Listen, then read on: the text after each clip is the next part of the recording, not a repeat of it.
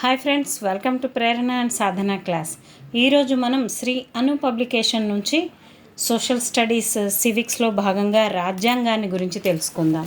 అంతకంటే ముందు ఒక చిన్న మోటివేషన్ ఫ్రెండ్స్. అవకాశాలు రావడం లేదని బాధపడడం అజ్ఞానుల లక్షణం. ఉన్నదానిలోనే గొప్ప అవకాశాలు సృష్టించుకోవడం జ్ఞానుల లక్షణం. ఇప్పుడు ఉన్నదేంటి, మనకు డిఎస్సి కానీ హెచ్డబ్ల్యూఓ కానీ ఇలా రకరకాల గ్రూప్స్ ఎగ్జామ్స్ ఇవన్నీ మనకు అవకాశంగానే ఉన్నాయి. మరి ఇలాంటి అవకాశాన్ని జారవిడవకుండా మీరు నాతో పాటు చదివి ఖచ్చితంగా మంచి జాబ్లో ఉంటారని ఆశిస్తూ ఈరోజటి క్లాస్ని మొదలు పెడుతున్నాను. భారత రాజ్యాంగం నిర్మాణం, పీఠిక, న్యాయం, న్యాయ వ్యవస్థ, పౌర మరియు నేర చట్టాలు, వివిధ స్థాయిలలో న్యాయస్థానాలు ఏ విధంగా ఉందో ఈ టాపిక్ ద్వారా తెలుసుకుందాం. మరి భారత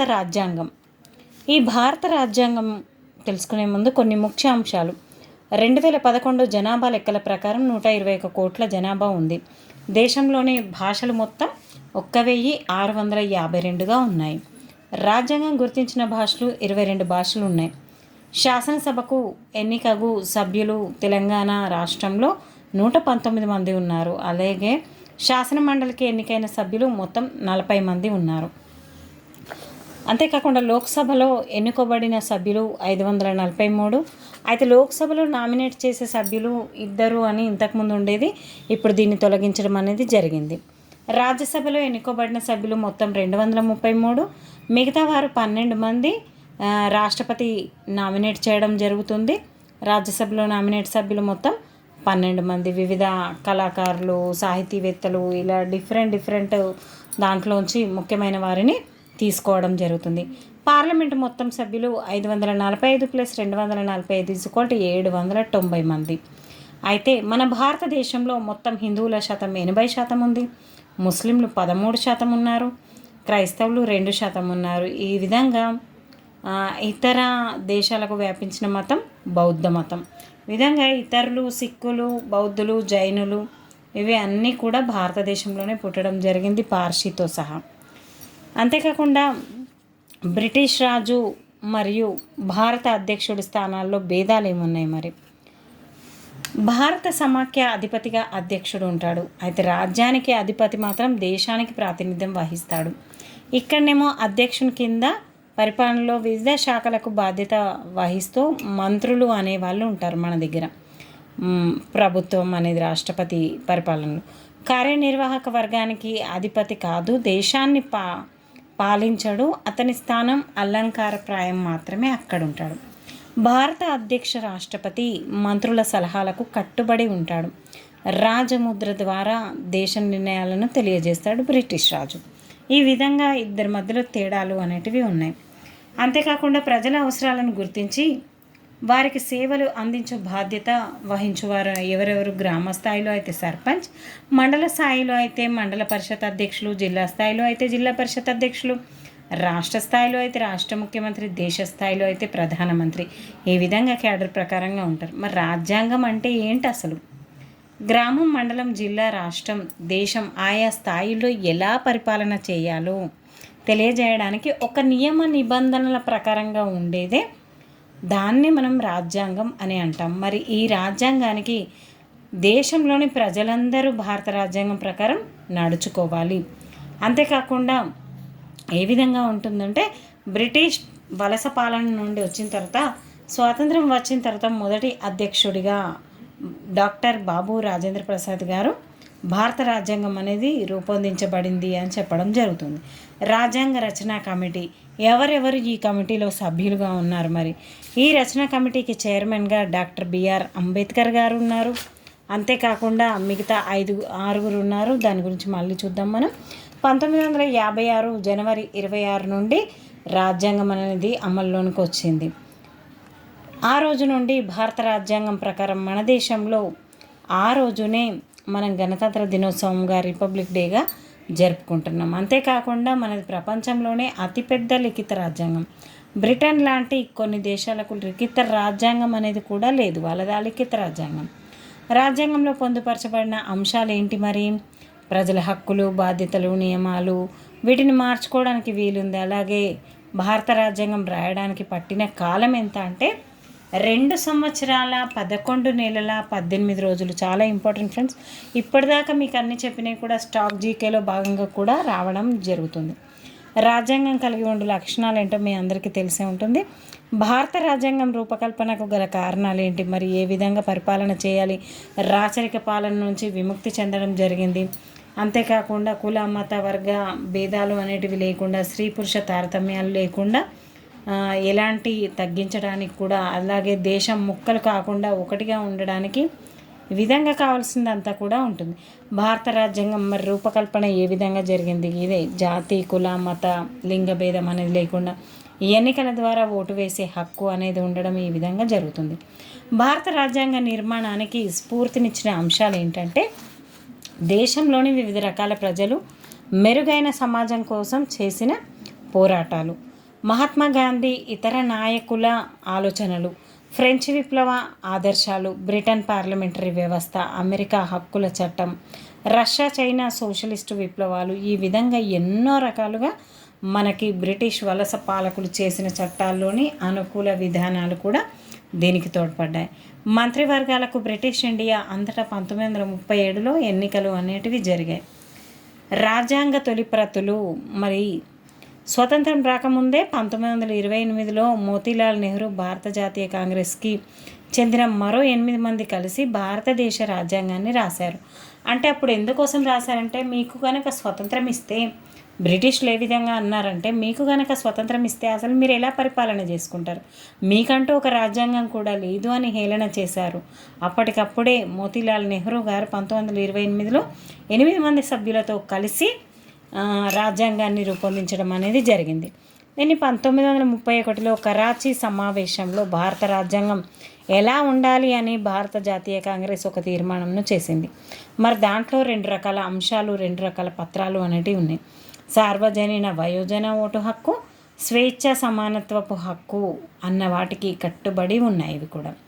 అయితే రాజ్యాంగ సభ అనేది ఇవన్నీ కూడా 8th and 10th క్లాసులలో, మిగతా చిన్న క్లాసులలో కలిసి ఒకే దగ్గర ఇవ్వడం జరిగింది అనుశ్రీలో. రాజ్యాంగాన్ని రాసిన ఎన్నికల ప్రజాప్రతినిధులలో ఏర్పడిన రాజ్యాంగ సభకు ఎన్నికలు జరిగిన సంవత్సరం 1946 జూలైలో. మనం రాసే ఎగ్జామ్ కూడా జూలైలోనే, అప్పుడే రాజ్యాంగ సభకు అనేటివి ఎన్నికలు జరిగాయి. రాజ్యాంగ సభ మొదటి సమావేశం అనేది 1946 డిసెంబర్. అంతేకాకుండా భారత రాజ్యాంగాన్ని ఆమోదించిన రోజు 1949 నవంబర్ 26. దీన్ని రాజ్యాంగ దినోత్సవంగా మనం జరుపుకుంటున్నాం.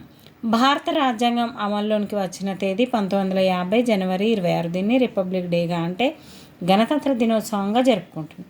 భారత రాజ్యాంగ సభ సభ్యుల సంఖ్య 299. 1946కు రాష్ట్రాలకు ఎన్నికలు జరిగిన తర్వాత రాజ్యాంగ సభకు కూడా ఎన్నికలు జరగడం అనేది జరిగింది. మరి ఈ విధంగా రాజ్యాంగ సభ సభ్యులు ఎవరున్నారు మరి? సరోజినీ నాయుడు, దుర్గాబాయి దేశ్ముఖ్, ఎన్జి రంగా, టంగుటూరి ప్రకాశం, ఈ విధంగా చాలామంది గొప్ప వ్యక్తులు ఇందులో ఉండడం అనేది జరిగింది. దీంట్లో భారత జాతీయ కాంగ్రెస్కు చెందిన సభ్యులు అధిక సంఖ్యలో ఉన్నారు. అయితే అప్పుడు భారత జాతీయ కాంగ్రెస్ ఒకటి మాత్రమే పాపులర్గా ఉంది కాబట్టి దాంట్లోంచే ఎక్కువ మంది ఉన్నారు. రాజ్యాంగ సభలో మహిళల సంఖ్య మరి 15 మంది ఉన్నారు. వాటిల్లో ఒకరు దుర్గాబాయి దేశ్ముఖ్. రాజ్యాంగ సభ మౌలిక సూత్రాలు ఏంటి మరి? ఉద్దేశాలు తీర్మానాల ప్రకారం అని అంటారు. ఉద్దేశాలు తీర్మానంను ఎవరిచ్చారంటే జవహర్లాల్ నెహ్రూ గారు రూపొందించడం జరిగింది. రాజ్యాంగాన్ని రూపొందించడంలో అవి మార్గదర్శక సూత్రాలుగా పనిచేశాయి. భారతదేశం సర్వసత్తాక గణతంత్ర దేశంగా ఉంటుంది అని చెప్పడం జరిగింది. అదేవిధంగా న్యాయం, సమానత్వం, స్వేచ్ఛ ప్రజలందరికీ అందుతుంది అని కూడా చెప్పారు. ప్రపంచ శాంతి కోసం, మానవాళి అంతటి సంక్షేమం కోసం భారతదేశం పాటుపడుతుంది అని ఇందులో ఉండడం జరిగింది. రాజ్యాంగ ముసాయిదా ప్రతిని 114 రోజులు, 3 సంవత్సరాల కాలంలో 114 రోజుల పాటు సభ్యులు చర్చలు జరపడం అనేది జరిగింది. అధిక శాతం సభ్యుల ఓట్ల ఆధారంగా అంతిమ నిర్ణయాలు అనేది తీసుకున్నారు. మరి భారతదేశ రాజ్యాంగ నిర్మాణం ఏ విధంగా అయింది? జూలైలో ఎన్నికలు జరిగాయని అనుకున్నాం కదా. అంతేకాకుండా క్యాబినెట్ మిషన్ ప్రతి సంవత్సరానికి ప్రతి సంస్థానానికి లేదా కొన్ని సంస్థానాల్లో కూడిన బృందానికి కొన్ని స్థానాలను కేటాయించింది. ఈ విధంగా ఢిల్లీ, అజ్మీర్, మేవాడ్, కూర్గ్, బ్రిటిష్ బలూచిస్తాన్ నుండి 4 సభ్యులు ఉన్నారు. మొత్తం రాజ్యాంగ సభ సభ్యుల సంఖ్య 389. రాజ్యాంగ సభకు రాష్ట్రాలకు సంస్థానాలకు జనాభా ప్రాతిపదిక మీద ప్రాతినిధ్యం కల్పించారు. అప్పటికి జనాభాలో 10% ప్రజలకే రాష్ట్ర శాసనసభలకు ఓటు వేసే హక్కు అనేది ఉండేది. అంటే చదువుకున్న వారికి, గొప్ప గొప్ప వ్యక్తులకు మాత్రమే ఓటు వేసే అధికారం అనేది ఉండేది.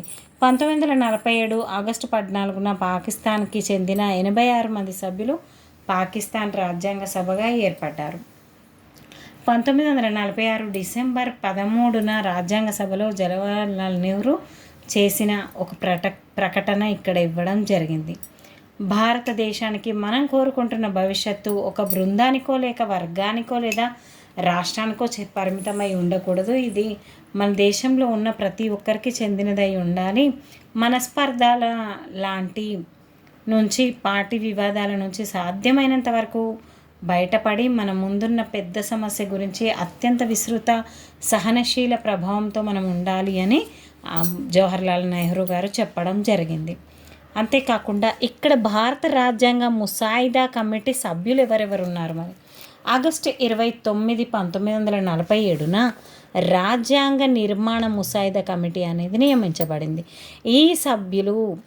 ఈ కమిటీలో అధ్యక్షునితో పాటు 6 సభ్యులు ఉంటారు.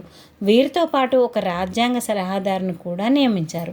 అధ్యక్షులు doctor BR Ambedkar, KM Munshi గారు గృహశాఖ మంత్రి బాంబే నుండి, అల్లాడి కృష్ణస్వామి అయ్యర్ మాజీ అడ్వకేట్ జనరల్ మద్రాస్ రాష్ట్రం, గోపాలస్వామి అయ్యంగార్ జమ్మూ కాశ్మీర్ మాజీ ప్రధానమంత్రి నెహ్రూ మంత్రిమండలిలో సభ్యులు, బిఎల్ మిట్టల్ భారతదేశం మాజీ అడ్వకేట్ జనరల్, మహమ్మద్ సాదుల్లా అస్సాం మాజీ ముఖ్యమంత్రి ముస్లిం లీగ్ సభ్యులు, డిపి ఖైతాన్ న్యాయవాది. మరి ఇక్కడ ఏం జరిగింది ఒక్కసారి చూడండి ఫ్రెండ్స్. ఈ నేమ్స్ చాలా ఇంపార్టెంట్. డాక్టర్ బిఆర్ అంబేద్కర్ మీ అందరికీ తెలిసే అతను. మున్షి కృష్ణస్వామి అయ్యర్, గోపాలస్వామి అయ్యర్. ఇక్కడ 2 పేర్లు కూడా కృష్ణునికి సంబంధించిన 2. అలాగే మిట్టర్ మహమ్మద్ సాదుల్లా ఖైతాన్. ఈ విధంగా దయ్యాల పేర్లలాగా కొంచెం డిఫరెంట్గా ఉన్నాయి. ఖైతాన్ సైతాన్ లాగా ఉంది. అలాగే మహమ్మద్ సాదుల్లా మరియు బిఎల్ మిట్టల్. వీరి పేర్లను గుర్తుపెట్టుకోవడానికి నేను ఈ విధంగా అంటున్నాను. మున్షి అయ్యర్, అయ్యంగార్. ఈ విధంగా గుర్తుపెట్టుకోండి. నెక్స్ట్ ఏం జరిగిందంటే మరి తర్వాత కాలంలో రాజ్యాంగ సలహాదారునిగా బెనగల్ నరసింగరావు గారు నియమించబడ్డారు. ఈయన చాలా ఇంపార్టెంట్. మనకు మిగతా వాళ్ళకి గుర్తుంటాయి కానీ సలహాదారుడు బెనగల్ నరసింగరావు. తర్వాత కాలంలో 1950వ సంవత్సరంలో వీరు అంతర్జాతీయ న్యాయస్థానంలో భారతదేశం నుండి మొట్టమొదటి న్యాయమూర్తిగా నియమింపబడ్డారు. ఎవరు? బెనగల్ నరసింహారావు గారు. ఇతర కమిటీ సభ్యులు ఎవరు? మరి బిఎల్ మిట్టల్ కమిటీ నుండి రాజీనామా చేశారు. వీరి స్థానంలో మాధవరావు ప్రబోధర మహారాజు యొక్క న్యాయ సలహాదారుగా నియమించబడ్డారు. అంటే మిట్టల్ పోయి మాధవరావు వచ్చాడు. డిపి ఖైతాన్ గారి మరణం వలన ఆయన స్థానంలో కృష్ణమాచారి గారు వచ్చారు. ఇప్పటికే కృష్ణస్వామి అయ్యర్ ఉన్నారు, గోపాలస్వామి అయ్యంగారు ఉన్నారు. తర్వాత వచ్చిన అతను కృష్ణమాచారి. 3 కృష్ణులు అయ్యారు. దీని యొక్క బాధ్యత, దీని దృష్టికోణంలో పరిగణలోనికి తీసుకొని అంతిమ ముసాయిదాను రూపొందించడం. అంతేకాకుండా డాక్టర్ బిఆర్ అంబేద్కర్ రాజ్యాంగ ముసాయిదాను 1948 నవంబర్ 4 గురువారం రోజున రాజ్యాంగ సభ ముందు ఉంచడం అనేది జరిగింది. మరి రాజ్యాంగ సభలో మొత్తం ముసాయిదా రాజ్యాంగంలోని మొత్తం ఎంత ఉంది అంటే అధికరణలు 395, షెడ్యూలు 8 ఉన్నాయి. భారత ప్రభుత్వ చట్టం 1935లోని అంశాలను ఆధారంగా చేసుకొని దీన్ని రూపొందించడం అనేది జరిగింది. అంతేకాకుండా అంబేద్కర్ రాజ్యాంగ సభ ముగింపు ఉపన్యాసంలో పేర్కొన్న ఆందోళన ఏంటి? మరి 1950 జనవరి 26న మనం వైరుధ్యాలతో కూడిన జీవనంలోనికి ప్రవేశపెడుతున్నాం. అంటే ఇంతకాలం మనల్ని పరిపాలించింది బ్రిటిష్ వాళ్ళు. మరి ఇక్కడ నుంచి చేంజెస్ అనేది వస్తాయి. రాజకీయాల్లో ఒక మనిషి ఒక ఓటు ఒక విలువ అన్న సిద్ధాంతాన్ని కూడా అనుసరించబోతున్నామని అతను చెప్పడం జరిగింది. 1947 ఆగస్టు 15 అర్ధరాత్రి సమయంలో రాజ్యాంగ సభకు ఉద్దేశించి జవహర్లాల్ నెహ్రూ ఒక ఉపన్యాసాన్ని పెట్టడం జరిగింది. ప్రతి వ్యక్తి కన్నీటి బిందుని తుడవాలని మన తరం మహానాయకుడు కలగన్నాడు. అది మనకు సాధ్యం కావచ్చు, కానీ కన్నీళ్ళు కష్టాలు ఉన్నంతకాలం మన పని ఇంకా మిగిలే ఉంటుంది అని చెప్పడం జరిగింది. ఈ విధంగా ప్రతి ఒక్కరు కూడా భారతదేశానికి సేవ చేయటం అంటే అందులో ఉంటున్న కోట్లాది వ్యర్థ పదార్థులకు సేవ చేయటమే అని చెప్పడం జరిగింది. మరి రాజ్యాంగ పీఠిక భారత రాజ్యాంగం ప్రవేశికతో మొదలవుతుంది. ప్రవేశిక రాజ్యాంగానికి ఒక ఉపోద్ఘాతం పరిచయం లాంటిది. ప్రవేశిక రాజ్యాంగానికి గుండె వంటిది. ఇది మన జాతీయ లక్ష్యాల గురించి చెప్తుంది. స్వతంత్రానికి పోరాటానికి స్ఫూర్తినిచ్చి మార్గదర్శకంగా నిలిచిన విలువలే భారతదేశ ప్రజాస్వామ్యానికి పునాదిగా నిలిచాయి. ఈ విలువలు భారత రాజ్యాంగ పీఠికలో పొందపరచబడ్డాయి.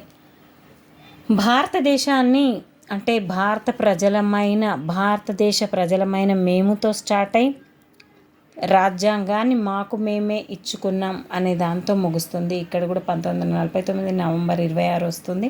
అదేవిధంగా వరుస క్రమం ఈ పదాలు గుర్తుండాలి. ససాలౌ ప్రగా, ఒక్కసారి చూడండి. ససాలౌ ప్రగా అంటే సర్వసత్తాక సామ్యవాద లౌకిక ప్రజాస్వామ్య గణతంత్ర. ఈ విషయం మీకు గుర్తే ఉంటుంది, ఒక్కసారి గుర్తు చేశాను అంతే. న్యాయాన్ని, ఆలోచన, భావ ప్రకటన, విశ్వాసం, ధర్మం, ఆరాధనలలో స్వతంత్రాన్ని, అంతస్తుల్లోని అవకాశాల్లోని సమానత్వాన్ని చేకూర్చుటకు. ఇది ఒక్కసారి చూడండి. ఈ పౌరులందరికీ సాంఘిక, ఆర్థిక, రాజకీయ న్యాయాన్ని, ఆలోచన, భావ ప్రకటన. భావ అంటే భావాన్ని గుర్తుపెట్టుకోండి. ఈయన ఎలా ఉండాలి? సాంఘిక, ఆర్థిక, రాజకీయ న్యాయాన్ని, ఆలోచన కూడా ఆయన పైన, విశ్వాసం కూడా ఆయన ఎలా ఉండాలి? మరి ధర్మం కలిగి ఉండాలి. ఆరాధనలతో స్వతంత్రాన్ని, అంతస్తులోను తేడా ఉండకుండా అతను ఉండాలి అని గుర్తుపెట్టుకోండి. భావాన్ని గుర్తుపెట్టుకుంటే ఈ భావ ప్రకటన ఇదంతా మనకు గుర్తుంటుందని అలా చెప్పాను. జాతీయ సమైక్యతకు సంరక్షిస్తూ సౌభ్రాతృత్వాన్ని పెంపొందించడానికి 1949 నవంబర్ 26న మన రాజ్యాంగ పరిషత్తులో రూపొందించుకున్న రాజ్యాంగానికి మాకు మేమే ఇచ్చుకున్నాం అనే వర్డ్స్ అనేటివి రావడం జరుగుతుంది. రాజ్యాంగ పీఠిక సవరణ ఏ విధంగా ఉంది? ఈ రాజ్యాంగాన్ని ప్రజలు తమ ప్రతినిధుల ద్వారా రాసి చట్టంగా చేశారు. మరి మన గణతంత్ర ప్రజాస్వామిక స్వభావాన్ని ఇది దాటి చూపుతుంది. ఈ విధంగా భారతదేశ ప్రజలమైన మేము అని, గణతంత్రం అని, సర్వసత్తాక అంటే మనకి ఇతరుల జోక్యాలు, ఇతర దేశాల జోక్యాలు మన పైన చూయించరాదు. అదేవిధంగా సామ్యవాదం ప్రజలందరినీ సృష్టించి దానికి అందరూ సమానంగా పంచుకునే విధంగా ఉంటుంది. లౌకిక రాజ్యం అంటే మత ప్రమేయం లేకుండా మతం ఆధారంగా ప్రభుత్వం నడవదు అన్నట్టుగా ఉంటుంది. ప్రజాస్వామ్యం అంటే ఓటు హక్కు అనేది కల్పించడం జరిగింది. రాజకీయ హక్కులు ప్రతి ఒక్కరికి చెందుతాయి అన్న ఉద్దేశంతో ప్రజాస్వామ్యం అనేదాన్ని చెప్తారు. న్యాయం ప్రతి ఒక్క ప్రజలకు కుల, మత, లింగ వివక్షత లేకుండా న్యాయం అనేది జరగాలి. అలాగే సమానత్వం, ప్రతి ఒక్కరు కూడా సమానమే అని చెప్పడం జరుగుతుంది. స్వేచ్ఛ, ఆలోచన, మతం, భావాలను వ్యక్తీకరించడం, సంఘాలను ఏర్పాటు చేసుకోవడం కోసం పార్టీలుగా ఏర్పడడం అనేది జరుగుతుంది. ఇక్కడ భారతదేశంలో ఎక్కడైనా భయం లేకుండా వెళ్ళగలిగే స్వేచ్ఛ, భయం లేకుండా ఇష్టమున్న చోట నివసించే స్వేచ్ఛ అనేది ఉంటుంది. సౌభ్రాతృత్వం ప్రజలందరి మధ్య ఐక్యత, సోదరభావం పెంపొందించేలా ఉండేదే సౌభ్రాతృత్వం. అదేవిధంగా ఆదేశ సూత్రాలు పీఠిక కాకుండా మన రాజ్యాంగంలో ప్రభుత్వ విధానానికి ఆదేశ సూత్రాలు అన్న విభాగం కూడా ఉంది. ఇది భారత ప్రభుత్వం ముందు కొన్ని నిర్దిష్ట కర్తవ్యాలను పేర్కొంది. మరి ఉదాహరణకు సార్వజనీన అక్షరాస్యత, విద్య, పర్యావరణం పరిరక్షణ, ఆదాయ అసమానతలను తగ్గించడం, ఇవన్నీ కూడా ఇందులో ఉండడం జరుగుతుంది. ఈ సూత్రాలు ప్రభుత్వానికి మార్గదర్శకంగా ఉంటాయి. అమెరికా రాజ్యాంగ పీఠిక అనేది ఏ విధంగా ఉంది? అంతేకాకుండా దక్షిణాఫ్రికా రాజ్యాంగ పీఠిక గురించి ఇవ్వడం జరిగింది. ఇక్కడ కూడా స్వాతంత్రం, న్యాయం కోసం పోరాడిన వాళ్ళను సన్మానిస్తున్నాయి. అంతేకాకుండా ప్రభుత్వ వ్యవస్థలు, పార్లమెంటరీ ప్రభుత్వ విధానం, సమాఖ్య విధానం, 3 అంచెల పాలనా విధానం అనేది మన దేశంలో ఉంది ఫ్రెండ్స్. ప్రభుత్వం మొత్తానికి అధినేత అనేది రాష్ట్రపతి. రాజ్యాంగ ముసాయిదాలో భారత సమాఖ్య అధిపతిగా అధ్యక్షుడు అనేవారు ఉంటారు.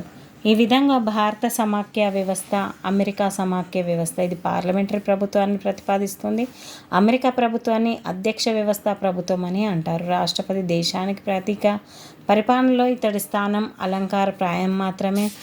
అతడి ముద్ర ద్వారా దేశ నిర్ణయాలను తెలియజేస్తుంది. పరిపాలన బాధ్యత అంతా అధ్యక్షుని కింద ఉంటుంది. ఈ విధంగా తేడాలు అనేటివి ఉన్నాయి ఫ్రెండ్స్. సమాఖ్య వ్యవస్థ గురించి కూడా ఇవ్వడం జరిగింది. మన దేశం సమాఖ్య వ్యవస్థగా కలిగి చిన్న రాష్ట్రాల కలయిక అనేది ఏర్పడడం జరిగింది. అంతేకాకుండా భారత రాజ్యాంగం, అమెరికా రాజ్యాంగం ద్వంద్వ రాజతంత్ర విధానం మన దగ్గర కేంద్ర ప్రభుత్వం, రాష్ట్ర ప్రభుత్వం. అదే అమెరికా రాజ్యాంగంలో అయితే ద్వంద్వ రాజ్యతంత్ర విధానం ఉంది, ఫెడరల్ ప్రభుత్వం, రాష్ట్ర ప్రభుత్వం. భారత రాజ్యాంగం రాష్ట్రాల కూటమి, ఇక్కడ ఫెడరల్ ప్రభుత్వం, రాష్ట్రాల కూటమి. ఈ విధంగా తేడాలు అనేటివి ఉన్నాయి ఫ్రెండ్స్. భారత న్యాయ వ్యవస్థ, అమెరికా న్యాయ వ్యవస్థ, ఇక్కడ సుప్రీంకోర్టు, హైకోర్టు ఇలాంటివన్నీ మన దగ్గర ఉంటే అక్కడ అమెరికాలో సమాఖ్య న్యాయ వ్యవస్థ, రాష్ట్ర న్యాయ వ్యవస్థ అని రెండు రకాలుగా వేటికవే ఉంటాయి. అదేవిధంగా చట్టాలు చేసే అధికారం కేంద్ర జాబితా, రాష్ట్ర జాబితా, ఉమ్మడి జాబితాగా ఉంటాయి. దీనిపై కేంద్రం మాత్రమే చట్టాలను చేస్తే అది కేంద్ర జాబితా, రాష్ట్రాలు మాత్రమే చట్టాలు చేస్తే అది రాష్ట్ర జాబితా. ఈ జాబితాలోని అంశాలపై కేంద్ర రాష్ట్ర ప్రభుత్వాలు చట్టాలు చేస్తాయి కాబట్టి దాన్ని ఉమ్మడి జాబితాగా అంటారు.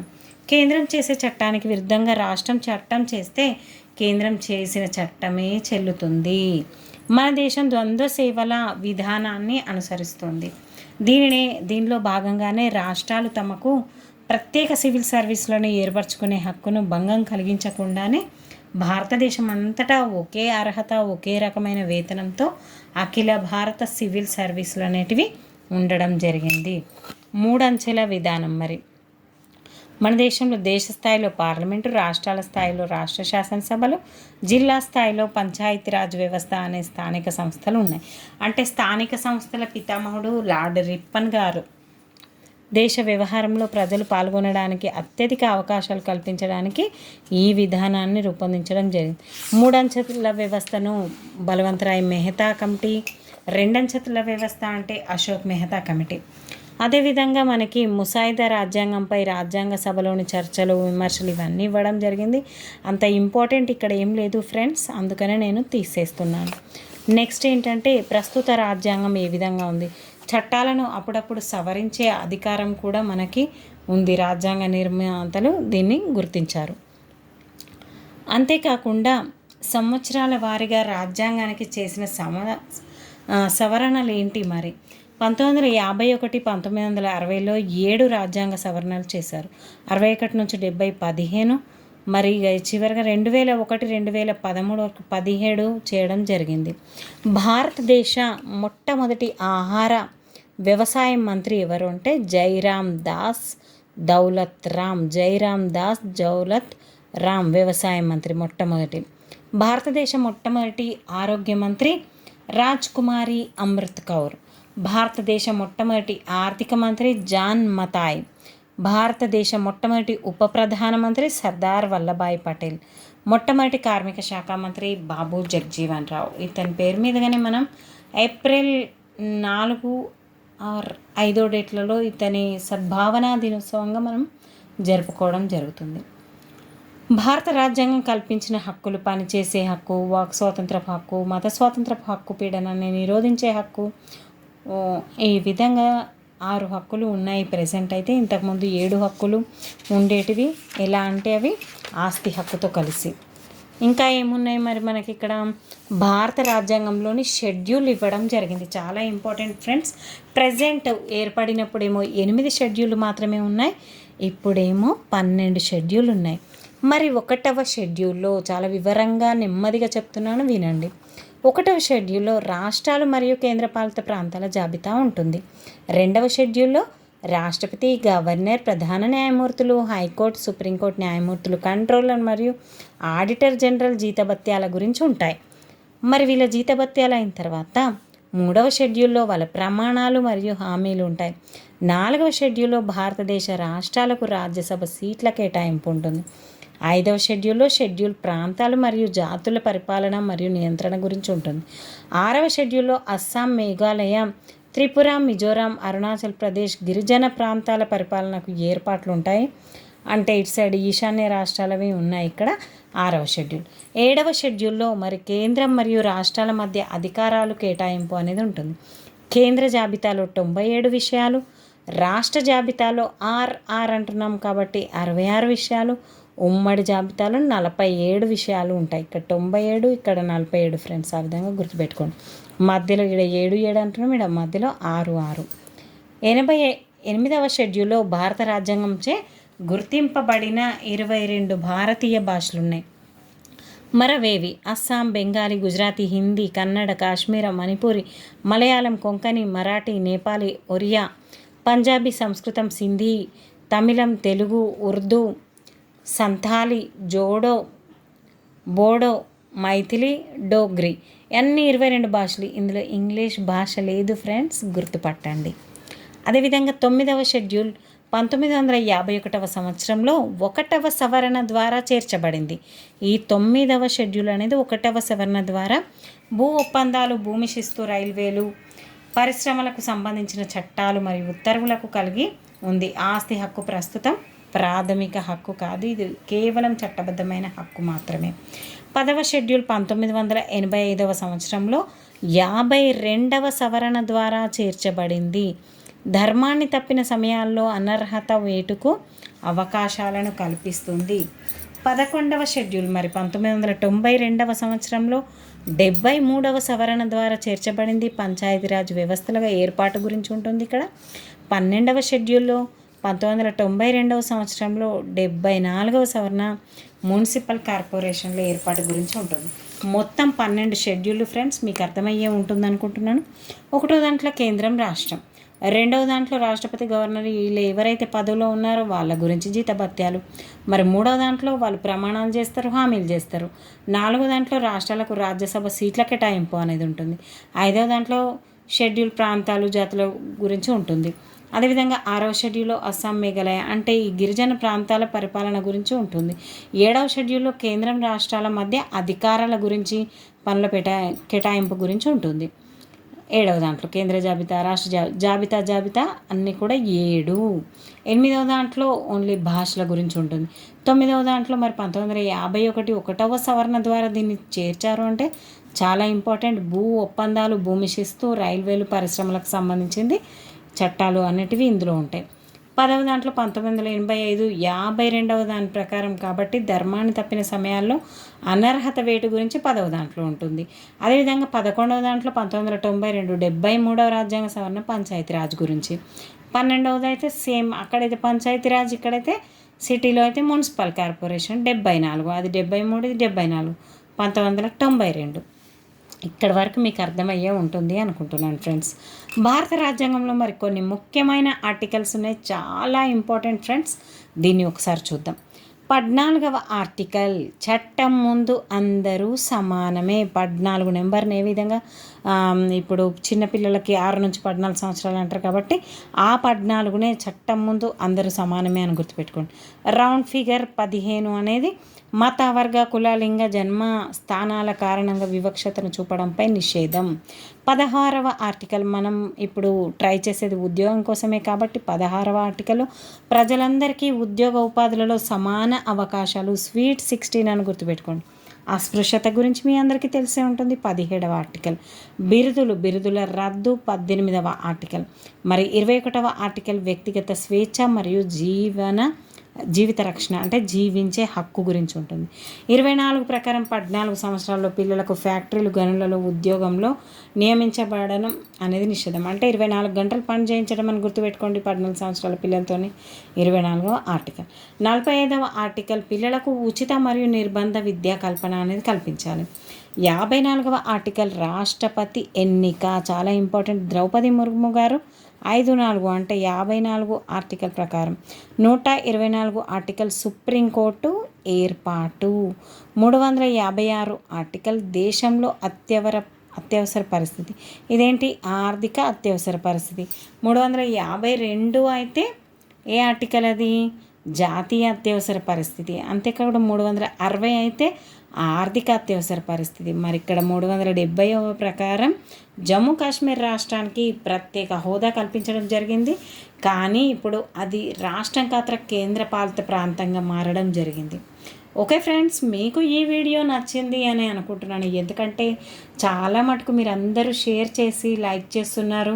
ఎంతో సంతోషంగా ఉంది ఫ్రెండ్స్. ఖచ్చితంగా మీ ముందుకు వచ్చే రోజు త్వరలోనే ఉంది. ఆ రోజు ఎప్పుడు అనేది ముందర చూద్దాం మనం. ఖచ్చితంగా మీ లక్ష్య సాధనాన్ని మరవకుండా మీ లక్ష్యాన్ని చేరుతారు. ఖచ్చితంగా మీ కుటుంబాలలో చేంజెస్ అనేది వచ్చి నా క్లాసెస్ ద్వారా ఎంతో కొంత లాభం అనేది ఉంటుంది మీకు. తప్పకుండా మీరు నాకు ఫోన్ చేస్తారు. నా ఫోన్ నెంబర్ని కూడా త్వరలో ఇవ్వబోతున్నాను. Thank you friends. ఎగ్జామ్ అయ్యాకే నా ఫోన్ నెంబర్ను రిలీవ్ చేస్తాను ఫ్రెండ్స్. మీరు అప్పుడు మీకు ఏ క్వశ్చన్స్ వచ్చాయో మీరు నాకు మీ ద్వారా మీ సంతోషం ద్వారా పంచుకోవాలని ఉంది కాబట్టి అప్పుడు రివీల్ చేస్తాను friends. Okay friends, thank you everyone. Keep smiling. ఖచ్చితంగా మీరు హార్డ్ వర్క్ చేయండి. నేను ఎందుకు ఇంత స్పీడప్గా చెప్తున్నాను అంటే టైం అనేది లేదు, ఎక్కువ మ్యాటర్ అనేది కవర్ కావడానికే చెప్తున్నాను తప్ప ఏదో హరీబరిగా మిమ్మల్ని చేయడానికి కాదు. ఎందుకంటే ఎక్కువ టైం లెందీగా సాగదీస్తే ఇప్పుడు మనకు అంత టైం వేస్ట్ చేసే అంత టైం అనేది లేదు. చాలా టైం ఉంటే అది వేరే విషయం ఫ్రెండ్స్. కావాలని అందుకని మీరందరూ అర్థం చేసుకుంటారని, మంచి హృదయంతో నన్ను ఆశీర్వదిస్తారని అనుకుంటూ okay friends, bye everyone. Keep smiling.